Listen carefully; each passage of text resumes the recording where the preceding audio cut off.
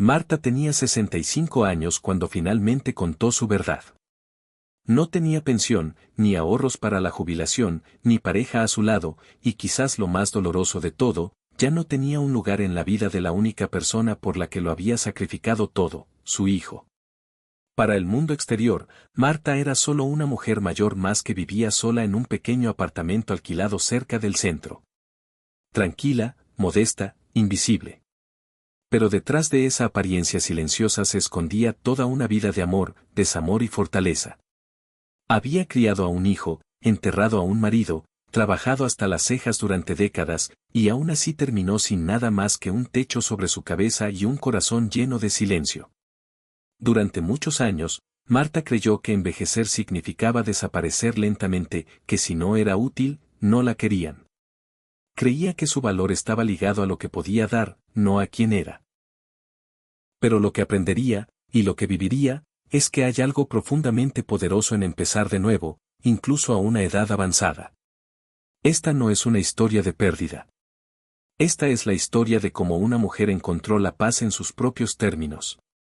De cómo se eligió a sí misma, no porque la obligaran, sino porque finalmente comprendió que valía la pena elegir. Y si tú también te has sentido olvidada, marginada o abandonada alguna vez, quizás esta historia sea la tuya. 1. La pérdida. Cuando todo se derrumbó, Marta siempre creyó que la vejez traería paz. Imaginaba tardes en el porche con su esposo Tom, viendo cómo el cielo se tornaba rosado sobre las colinas de Kentucky. Imaginó cenas dominicales con su hijo y, tal vez, algún día, a sus nietos riendo en el jardín. Esa era la imagen que se había pintado, una vida tranquila, sencilla y llena de amor. Pero la vida, como aprendería más tarde, no siempre sigue los planes que guardamos con tanta fuerza en nuestros corazones. El día que Tom murió hacía frío.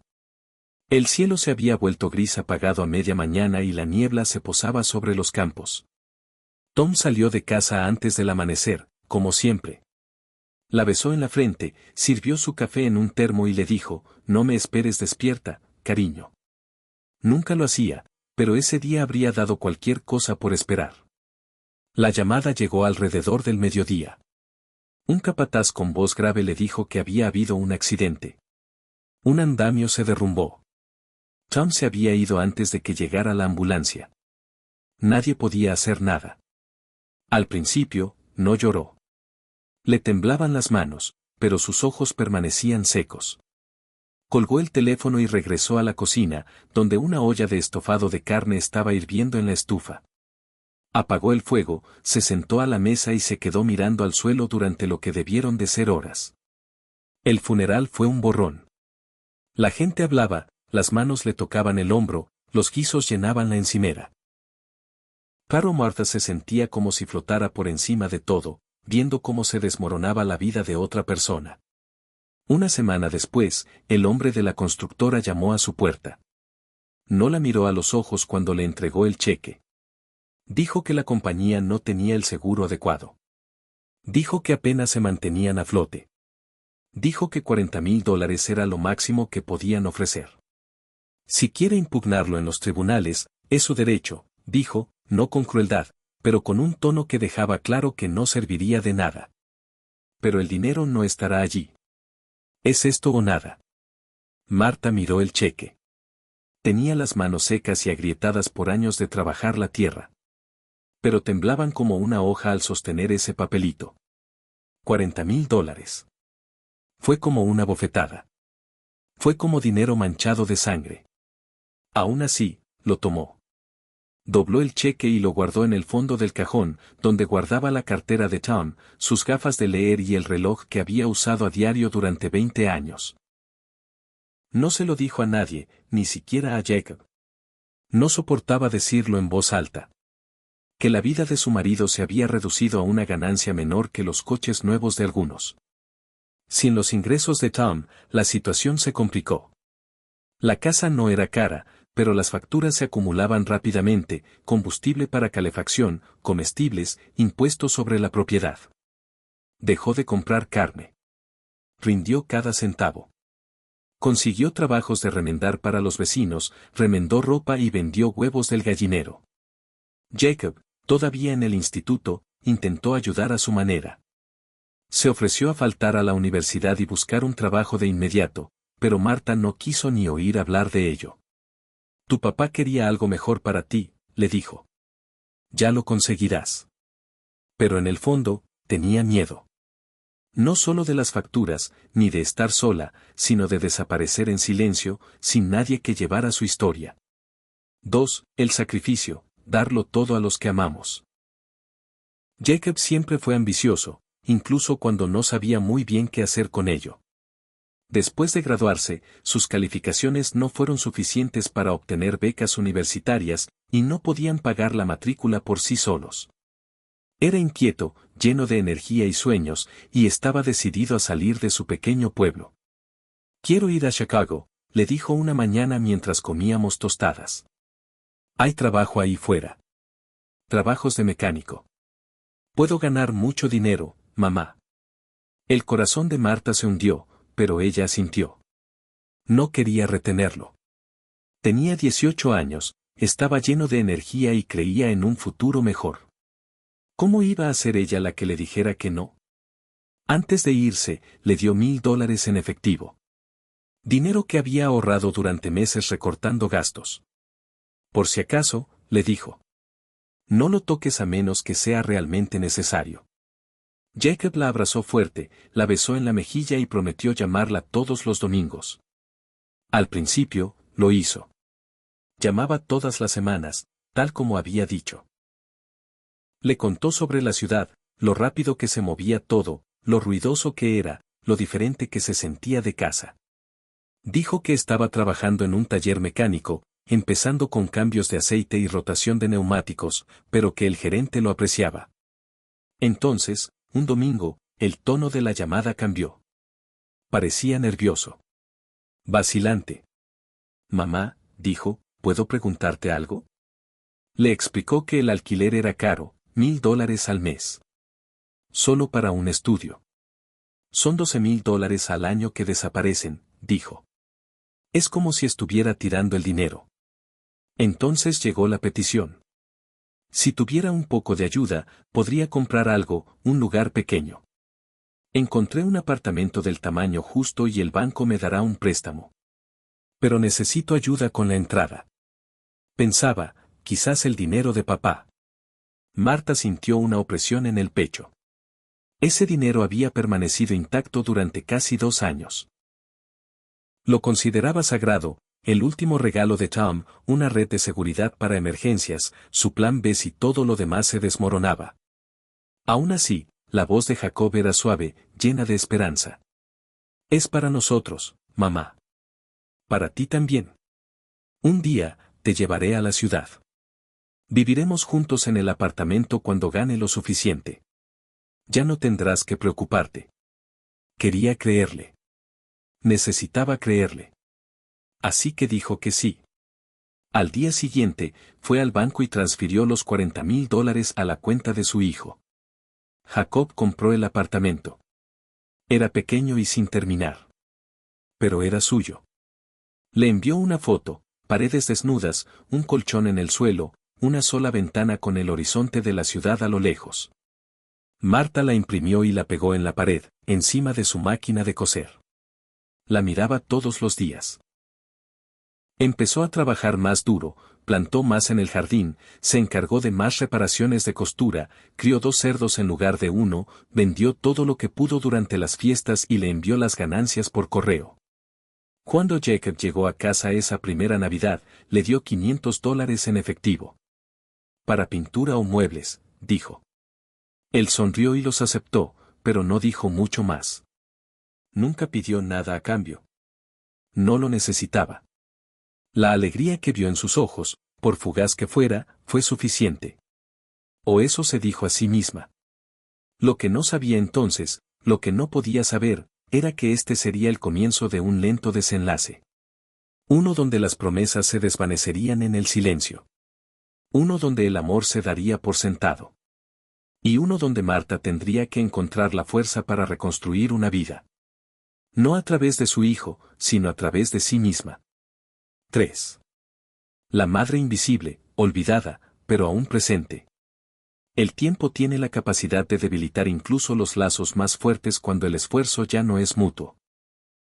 Para Marta, la distancia entre ella y Jacob había crecido silenciosamente, como el polvo en los rincones de una habitación que antes era habitada. Al principio, las llamadas eran una vez a la semana, luego cada 2. Con el tiempo, se volvieron impredecibles, esporádicas, apresuradas y, a menudo, iniciadas por ella en lugar de él. Marta nunca dijo nada al respecto. Se decía a sí misma que Jacob estaba ocupado, adaptándose a la vida en la ciudad, tal vez incluso abrumado por el trabajo o las facturas. Pero lo sentía, el silencio, el espacio, el lento desenlace de la conexión. Aún así, le enviaba pequeños paquetes con cariño, montones de galletas, calcetines de lana, cartas dobladas con billetes de $10 dentro. Añadía notitas con cada una. Que estés abrigado. Oh, no te olvides de comer. Oh, te quiero siempre. Jacob rara vez respondía, pero ella se aferraba a la idea de que él las apreciaba. Que en su interior, aún sentía su amor, aunque no lo dijera en voz alta. Entonces llegó la boda. No por teléfono, ni a través de Jacob, sino a través de una vecina. Una fresca mañana de otoño, mientras Marta recogía la ropa del tendedero, su vecina, Connie, se acercó con un sobre brillante en la mano. Creo que me lo entregaron por error, dijo con una leve sonrisa. Felicidades. Marta miró el sobre. De repente, sintió las manos pesadas. Dentro había una invitación, con una letra elegante, papel grueso y un borde dorado. Jacob se casaba. La boda era en 2 semanas. En Chicago, la leyó una y otra vez. Las palabras no cambiaron, pero su corazón sí. Primero incredulidad, luego confusión. Luego, algo más profundo, un dolor. Él no había llamado. No se lo había dicho. Ni siquiera una mención. Durante 3 días, no le dijo nada a nadie. Dobló la invitación y la colocó junto a la foto de Jacob que tenía en su mesita de noche. Por la noche, la miraba y se preguntaba. ¿Se suponía que no debía saberlo? ¿O simplemente olvidó que tal vez querría estar allí? Al 4.º día, tomó una decisión. Empacó su mejor vestido, uno azul marino con un escote modesto y ribete de encaje que había usado en bodas por la iglesia a lo largo de los años. Reservó un boleto de autobús a Chicago. 12 horas, 2 transbordos. No le importaba. Iría. Aparecería. La capilla era hermosa, moderna, con ventanales del piso al techo y rosas blancas que bordeaban el pasillo. Todo parecía caro, arreglado con buen gusto. Los invitados vestían trajes a medida y vestidos pastel, con sonrisas forzadas y practicadas. Marta encontró su nombre en una tarjeta de lugar cerca del fondo del salón. Su asiento estaba en la última fila, junto a la puerta. Se sentó en silencio, con las manos cruzadas sobre el regazo. Nadie la saludó. Nadie preguntó quién era. Ni siquiera Jacob. Cuando la música subió de volumen y él caminó por el pasillo, no la miró. Ni una sola vez. Se le llenaron los ojos de lágrimas, pero parpadeó para contenerlas. No quería armar un escándalo. No quería compasión. Solo quería, por un momento, volver a sentirse como su madre. Pero no lo hizo. Durante la recepción, se quedó pegada a la pared, observando desde la distancia. Vio a su hijo bailando con su novia, riendo con su familia, brindando con champán. Marta intentó captar su mirada. Levantó la mano una vez, sin entusiasmo. Él no la miró en ningún momento. Nadie la invitó a las fotos. Nadie le pidió que se parara junto a los novios. Era como si no estuviera allí. Se fue antes de que sirvieran el postre. Esa noche, en la pequeña habitación del motel cerca de la estación de Greyhound, Marta se sentó en el borde de la cama, con las manos entrelazadas sobre el regazo. El silencio en la habitación era denso. Susurró en la oscuridad, sin esperar respuesta. No creo que me haya visto. 4. La traición. Usada, ignorada, descartada. Después de la boda, todo se volvió aún más tranquilo. Jacob no llamó. Las semanas se convirtieron en meses. Los paquetes que Marta enviaba ya no recibían acuse de recibo. Dejó mensajes de voz sin respuesta. Envió tarjetas de cumpleaños sin respuesta. Se dijo a sí misma que él estaba ocupado comenzando su nueva vida, adaptándose al matrimonio. Pero en el fondo, sabía que ya no formaba parte del panorama. Entonces, una tarde, recibió la noticia más dolorosa de todas, no de su hijo, sino de un vecino que vivía calle abajo. Jacob ya es padre, ¿verdad?, preguntó Connie con indiferencia. Alguien mencionó que su esposa acababa de tener una niña. Marta sintió que se le cortaba el aliento. No lo sabía. No había habido ninguna llamada, ningún mensaje, ni siquiera una foto. Una nieta. Su primera nieta. Y ni siquiera se lo habían dicho. Con manos temblorosas, cogió el teléfono y marcó el número de Jacob. Sonó 4 veces antes de que alguien respondiera. No era él. Era su nuera.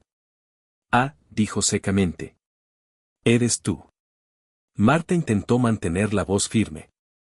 Acabo de enterarme de lo del bebé. No lo sabía.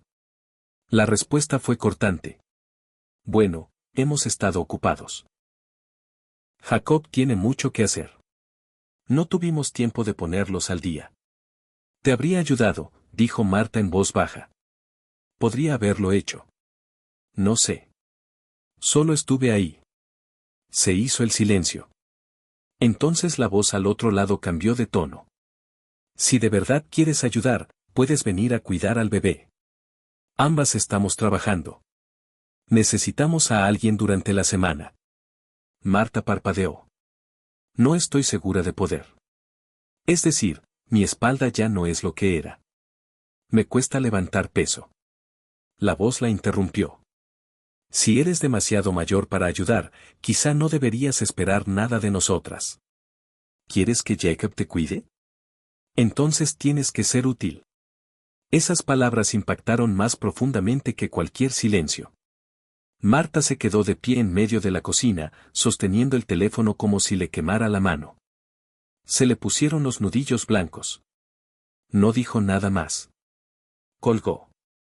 Y durante un largo rato, no se movió. La luz del atardecer se filtraba por la ventana, cayendo en franjas doradas sobre el suelo. Afuera, los pájaros cantaban como cualquier otro día. Pero en su interior, algo estaba cambiando. Algo fundamental. Ya no era solo dolor. Era claridad. Por primera vez, veía las cosas exactamente como eran. Lo había dado todo. Su dinero, su tiempo, su corazón. Todo, sin cuestionarlo. Y ahora no era más que una carga, algo que usar cuando se necesitaba, algo que olvidar cuando no. Se sentó a la mesa, la que Tom había construido décadas atrás, y contempló el patio vacío. Y allí, en silencio, tomó una decisión. No rogaría. No esperaría una llamada que quizá nunca llegara. Había pasado toda una vida priorizando a los demás. Ahora, por fin, era el momento de elegirse a sí misma. 5. El punto de inflexión, el día en que se eligió a sí misma. Durante los días posteriores a la llamada con su nuera, Marta apenas habló con nadie. No lloró. No se paseó por la casa. No gritó. Simplemente se detuvo.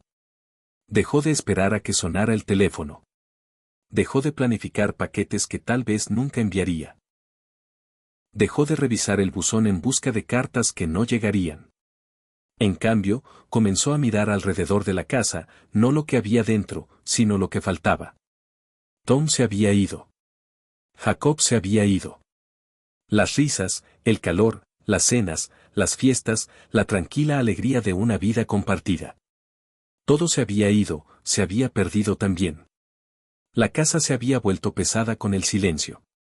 El crujido de las tablas del suelo y el tic-tac del reloj resonaban más fuerte que las palabras. Se despertaba temprano, por costumbre, pero se quedaba en la cama porque no había motivo para levantarse. Pasaba por delante de la despensa, llena de frascos que había enlatado para alguien que nunca volvía a casa. Barría el mismo lugar del porche por reflejo, aunque ya nadie subía por esos escalones. Entonces, una mañana, algo cambió. No fue dramático. No llegó como una revelación del cielo.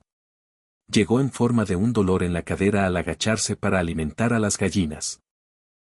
Un dolor simple y familiar, pero que susurraba una pregunta: si no era ahora, ¿cuándo? Se levantó lentamente, miró al otro lado del patio, hacia el granero descolorido, y susurró al aire de la mañana: que sigo esperando. No hubo respuesta, pero ella ya la sabía. Nada. Nadie. Esa tarde, abrió un bloc de notas limpio y empezó a escribir. Hizo una lista de lo que poseía, lo que podía vender, lo que necesitaba. Llamó a una inmobiliaria. Concertó una cita en el banco. Buscó en internet apartamentos pequeños en pueblos cercanos. Lugares con aceras, supermercados, bibliotecas públicas. Gente. No se trataba de huir. No se trataba de venganza. Ni siquiera de soledad. Se trataba de algo más profundo, algo que no se había permitido nombrar en décadas. Autoestima. Siempre se había dicho a sí misma que ser madre significaba sacrificarse, soportar, dar sin esperar nada a cambio. Y quizás, en muchos sentidos, era cierto. Pero ahora, era más que la madre de alguien. Seguía siendo una mujer, una persona completa, y esa persona merecía paz. Así que vendió la casa de campo. Revisó cajas de viejos recuerdos, eligiendo qué conservar y qué dejar ir. Envolvió la foto de Tom en una toalla suave y la empacó con cuidado. Donó ropa, muebles, incluso la porcelana fina que había estado guardando para las fiestas que nunca llegaron. Luego, con todo lo que poseía metido en la parte trasera de una camioneta prestada, se fue. No se fue amargada. Se fue libre. 6. El renacimiento, encontrar la paz en sus propios términos. El nuevo apartamento de Marta no era gran cosa. Un apartamento de una habitación en un modesto edificio de ladrillo a las afueras de la ciudad. Las paredes eran delgadas y la cocina apenas tenía espacio para 2 personas de pie. Pero tenía luz solar. Tenía calor. Tenía un silencio que no dolía. Era reconfortante. Sus vecinos eran amables. Tranquilos. Casi todos jubilados. Asentían con la cabeza en el pasillo y abrían las puertas. Eso le gustaba. Encontró trabajo en la iglesia local, ayudando a limpiar por las mañanas antes de que llegara la congregación. No era glamuroso, pagaba lo justo para cubrir la compra, los servicios y alguna que otra taza de café en el restaurante de enfrente. Pero el trabajo le dio algo que no había sentido en años: un propósito. Se despertaba antes del amanecer, se recogía el pelo, se ponía zapatos cómodos y caminaba las 2 manzanas hasta la iglesia con una radio pequeña en el bolsillo del abrigo. Tarareaba las canciones antiguas, fregaba el suelo, quitaba el polvo de los bancos y encendía algunas velas cuando nadie la veía. A veces se sentaba tranquilamente en el último banco antes de irse, no precisamente para rezar, sino para respirar. Y por primera vez en mucho tiempo, eso era suficiente. Su día se acomodó en un ritmo tranquilo: compras los martes, lavandería los jueves, cartas para sí misma los domingos por la tarde. Ya no le enviaba nada a Jacob. Se acabó el dinero, los paquetes de ayuda, los mensajes de voz que no estaba segura de que fueran a ser escuchados. Al principio, ese silencio le resultó extraño. Pero luego empezó a sentirse como una fuerza. Empezó a plantar hierbas en macetas junto a la ventana. Colgó una campanilla de viento en la puerta de su casa. Se compraba flores en la tienda de la esquina los viernes. De vez en cuando, veía a una madre caminando con su hijo y sentía una punzada en el pecho. El amor nunca desaparece. No el amor verdadero. Pero ya no se dejaba dominar por él. Había hecho su parte. Había dado todo lo que podía. Y ahora, era su turno. Una noche, sentada con una taza de té de manzanilla en las manos, mirando las farolas a través de las finas cortinas, sintió algo que no había sentido en años: paz. No la paz que da el ser cuidado. La paz que da saber que puedes cuidarte a ti mismo. Susurró en voz alta, a nadie en particular. Sigo aquí. Y eso es suficiente. Y esa era la verdad. No tenía pensión, ni ahorros, ni un hijo esperando para ayudarla. Pero se tenía a sí misma. Sus manos firmes, su mente aguda, su serena dignidad, su nueva vida. Y en eso, tenía todo lo que necesitaba. No está solo. La historia de Marta no es rara. Es silencioso. Es común. Y eso es lo que lo hace tan poderoso. Demasiadas mujeres, después de dedicar toda su vida a otros criando hijos, cuidando esposos y manteniendo unidas a sus familias, se encuentran olvidadas. Ignoradas. Abandonadas a su suerte para descubrir cómo sobrevivir los años que les prometieron que serían de descanso. Pero Marta eligió algo diferente. Se eligió a sí misma. Y al hacerlo, nos recordó una verdad que no escuchamos lo suficiente, que incluso sin pensión, sin ahorros, sin alguien en quien apoyarte, aún vales. Aún importas. Aún mereces paz.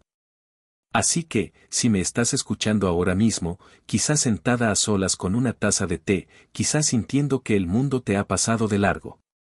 Por favor, recuerda esto, no eres invisible. No estás rota. No eres una carga. Eres una mujer con historias, con sabiduría, con fuerza. Y nunca es tarde para elegir tu propia vida. En tus propios términos. No estás sola, y nunca lo estuviste.